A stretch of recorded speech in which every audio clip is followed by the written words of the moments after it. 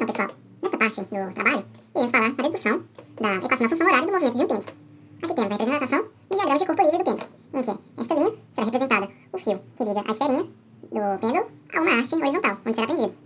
Faremos a suposição que este fio é inextensível, ou seja, ele não estica, não varia o seu comprimento. Então, teremos que, neste esquema, teremos duas forças atuantes neste pêndulo. Temos essa componente vertical para baixo, que é a força peso exercida pela massa desta esfera, que é dada por mg, que é essa massa vezes a aceleração, que neste caso é a aceleração gravitacional. Também temos força de tensão exercida por este fio, chamaremos de T.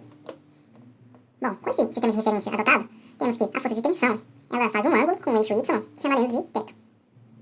E também podemos separar essa força de tensão em suas componentes horizontais e verticais.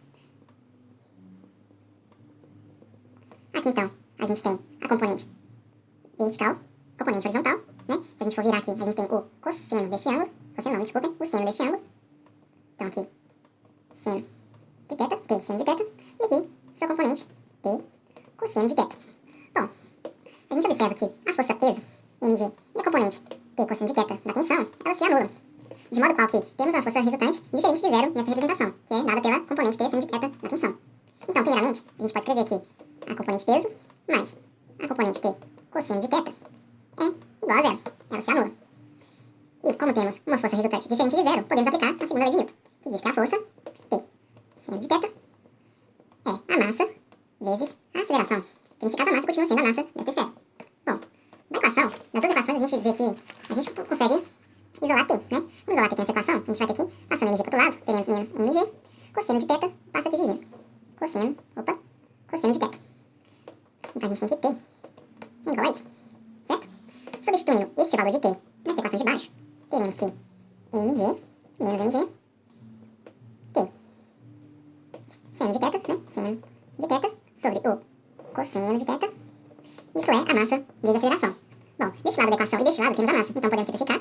E lembrando a identidade trigonométrica que o seno de um ângulo dividido pelo cosseno deste mesmo ângulo é igual a tangente deste ângulo. Então, reescrevendo, a gente tem que a aceleração é g menos g, tangente de θ, que é igual a isso. Beleza? Agora, voltando nessa aqui, representação, né?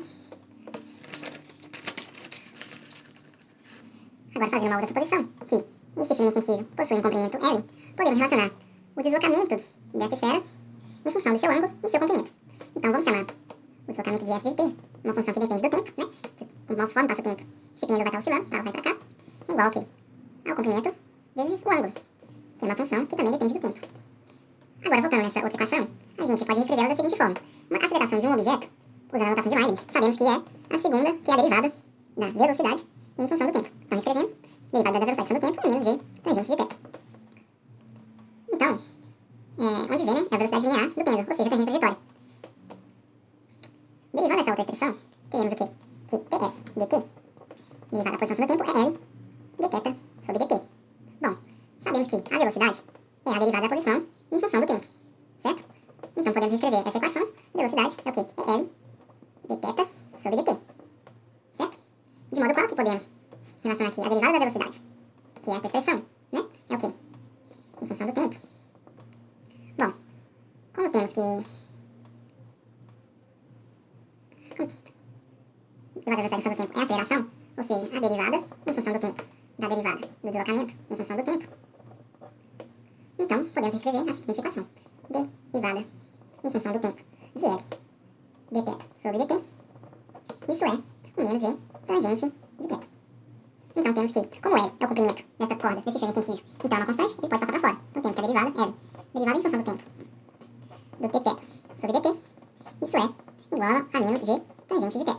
De modo qual, temos que L, a segunda derivada de θ sobre dt, é igual a menos g tangente de θ.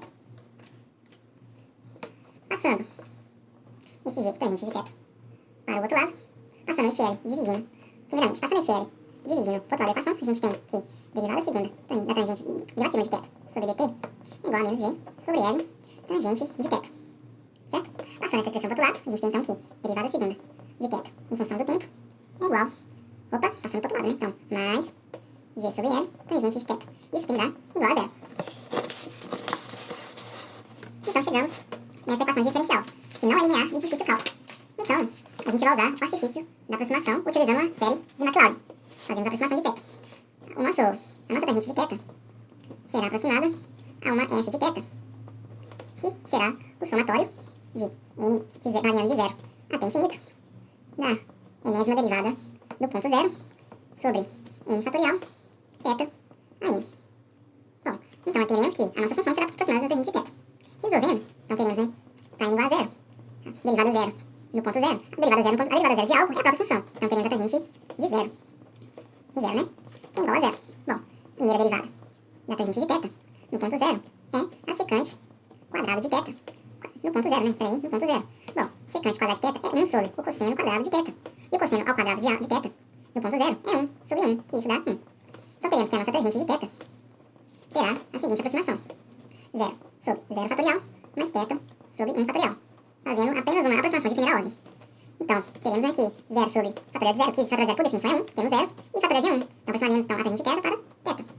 Então, reescrevendo a nossa equação diferencial, teremos que segunda derivada em função do tempo mais g sobre L, θ, isso é igual a 0. Bom, agora chegamos a uma equação diferencial muito mais simples, né? Podemos resolver utilizando o fator integrante. Neste caso, fazemos θ igual a E elevado a RT. Θ elevado a RT. De modo qual, né, que a gente tem segunda derivada. Então, θ duasinha é o quê? É o R ao quadrado de E elevado a RT. De modo qual que podemos escrever a nossa diferencial como o E elevado a RT de R ao quadrado mais G sobre R. Isso é igual a zero. A nossa exponencial, neste caso, nunca se anula, de modo qual que o R ao quadrado mais GL é igual a zero. Vai dar igual a zero. Então temos que R ao quadrado mais GL, G sobre L, isso é igual a zero. Continuando aqui em cima, temos que o R ao quadrado mais G sobre L, isso tudo tem que dar igual a zero. Vamos isolar o R.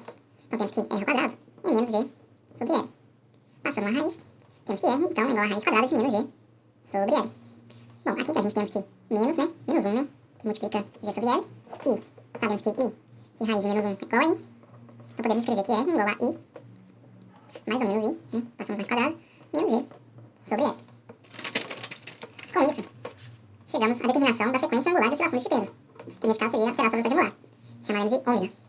Temos que ômega, então, é a raiz quadrada de G sobre L.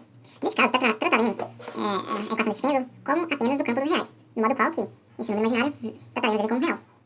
Então, sabemos que, pelas leis da física e as relações matemáticas, que ômega é igual a 2π sobre período. Certo? Então, reescrevendo, temos que 2π sobre período é igual a G sobre L. De modo qual que o período é igual a 2π, que multiplica L sobre G. Então, chegamos à definição do período deste pêndulo. Agora, voltando para solucionar a equação diferencial. Cadê ela? Cadê a nossa equação diferencial? Voltando agora na resolução da nossa equação diferencial, sabemos que ela tem a solução geral, né? Que é dada, né, o θ em função do tempo. É uma constante A elevada a exponencial de I raiz quadrada de G sobre L. Em função do tempo, mais uma outra constante, chamaremos ela de B, de E elevada a menos I raiz quadrada de G sobre L. Isso também em função do tempo.